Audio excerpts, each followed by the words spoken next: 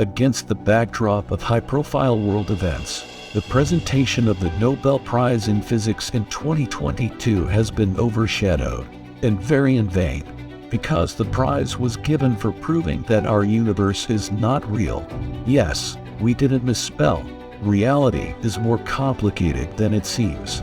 And Elon Musk's theory that we're living in a simulation has taken on a new color. In the next couple of minutes, we're going to try to explain the revolution in our understanding of the universe. Welcome to Factor 7. And the cosmos in simple terms, starting with an understanding of what's even considered real in terms of physics. Paradoxically, but the question has been a problem for centuries for the scientific community. Intuitively, we can separate our dream of about a sexy photo model sitting in a red Ferrari from reality. But science doesn't like intuitiveness, it likes clear definitions and dry formulations. You've probably often heard the definition of local realism, reality on a local scale, and other variations where the word reality is combined with locality. This is the definition of reality that existed before 2022. The real thing in physics, since Newton's time, is something that has definite and finite characteristics, regardless of the observer. Sexual model exists only in your dreams, appearing and disappearing. But oranges in the store will be orange before you even go shopping. There's also the rather popular philosophical question of a tree falling in a deserted forest. Will there be a sound of it falling if there's no one there to hear it? In terms of physics, the question has long been irrelevant. Of course there would be sound. The tree has physical characteristics, and therefore it will interact with the world around it not always predictably, but always according to the laws of physics. And the people in this equation can only act as eardrums to pick up the sound. In other words, knowing the characteristics of an object, its behavior can always be predicted. This is actually the second postulate of reality voiced by Newton. The famous scientist said that if you know the positions, speeds, and characteristics of objects, and you know all the forces that act on them, you could easily predict what would happen to them in the future and also in the past. It looks ironclad, doesn't it? Einstein was a big supporter of Newton. The whole of astronomy, planets and asteroids and other galaxies were discovered on that principle. We now know the characteristics of the sun, its speed, and all the forces acting on it. And we can easily predict that the next solar eclipse will happen in 2024. By the same logic, Uranus is discovered, and the fate of objects in the solar system is written a millennium ahead.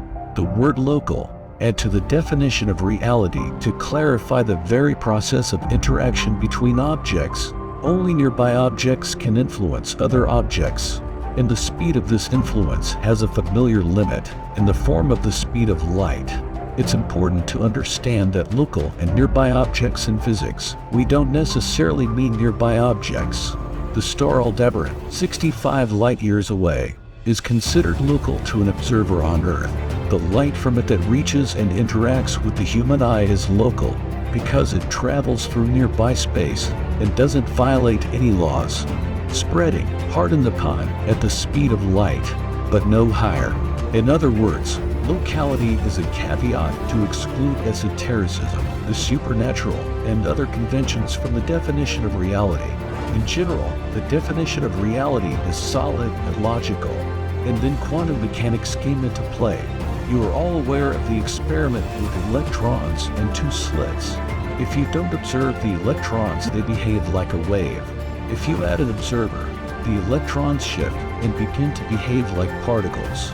The description, of course, is very superficial, and we apologize in advance to all physicists. Now we don't need to go into the experiment itself, but the main thing to understand is that quantum mechanics, since its birth, has started to break the classical definition of reality. The tangerine on the store shelf is always orange even if no one is looking at it. So the electron is supposed to be physically well-defined and behave the same whether someone is looking at it or not. Our reality is cracked, but at the beginning of the 20th century, few people really paid much attention to it. Einstein, for example, did not call the experiment with the two slits and the like a fake. The scientist, until his death, believed that we simply didn't have the right instruments, the accuracy, and the laws by which these particles behave. In his mind, the definition of reality didn't fail. Just the level of physics didn't allow us to understand the behavior of the smallest particles. That's all so. And the 20th century passed under the aegis of a rivalry between two systems.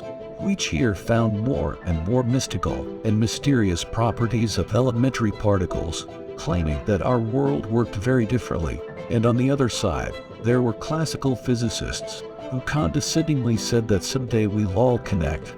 It's just that right now we're not strong enough. The battlefield of the two systems was the paradox of Einstein, Podolsky, Rosen, or EPR for short. When studying the behavior of elementary particles, quantum physicists were horrified to realize that they could be in two places at once, have two characteristics at the same time, and affect each other. The electron that we remember from high school physics class as a kind of satellite orbiting around the atom turned out to be completely different. In reality, the electron is at every point in the orbit at the same time, just with different probabilities. Schrodinger's cat and other tricks of quantum systems you probably at least superficially familiar, but the EPR paradox is out of the rule, if only because it's proven scientifically impossible to explain it in terms of conventional physics. To understand the paradox, imagine that you and your friend John travel to different ends of the solar system. From the Earth, two coins are tossed to you. They start spinning, and the moment John sees whether it's heads or tails, he will clearly know which side of the coin fell to you. That sounds silly, because it's pure chance, and John can't know what happens to your coin based on his coin's daughter. But in the quantum world, that's exactly what happens. Furthermore, in the experiment, John doesn't just know the state of your coin, he directly affects it. Einstein famously said on this subject, God doesn't play dice. But modern research shows that he does play. Quantum teleportation was described in 1993, and in a nutshell, it involves creating, like our experiment, a pair of coins. They are quantum entangled, and you get a coin at an enormous distance, whose state is predictable depending on the first coin, and in no matter how far away it is. Sounds like magic.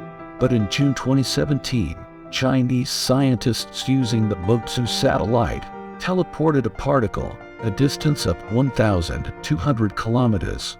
It's not exactly teleportation, of course.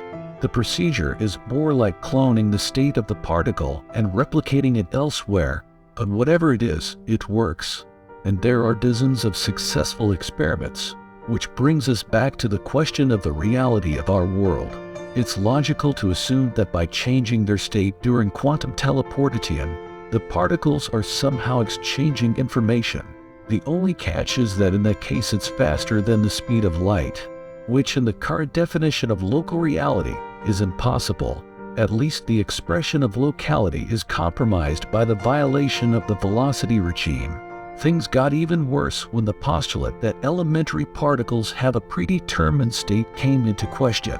That's actually the subject of the work of John Clauser, Alan Aspect, and Anton Seiliger, the winners of the 2022 Nobel Prize. They studied photons and other elementary particles, trying to find an answer to the question posed by Einstein. Do we really lack the equipment to measure the characteristics of tiny particles, or do they really not exist and only appear at the moment of measurement? A team of scientists proved that elementary particles have no characteristics.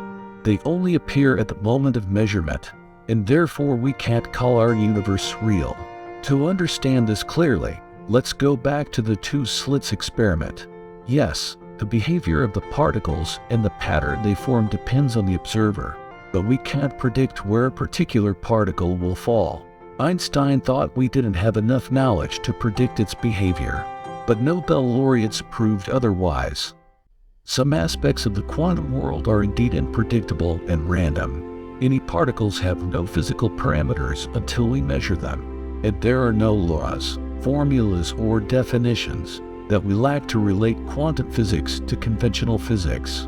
It has to be studied as it is. For our reality, friends, it's a silent horror. It turns out that the universe behaves differently at different scales, and to pack it into human logic is impossible. What is predictable in the visible world is unpredictable in the quantum world.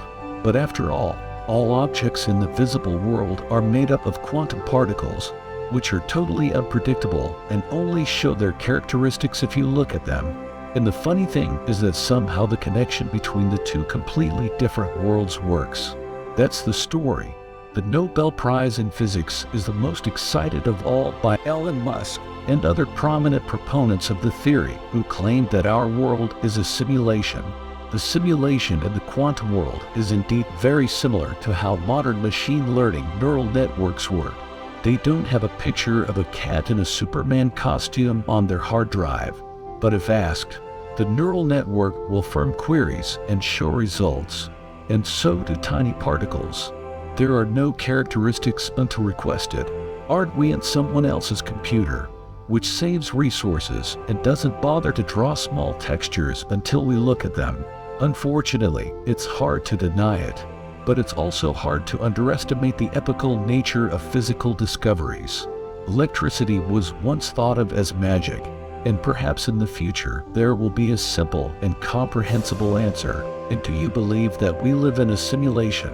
Leave your opinion in the comments. That's all for now. See you later, friends.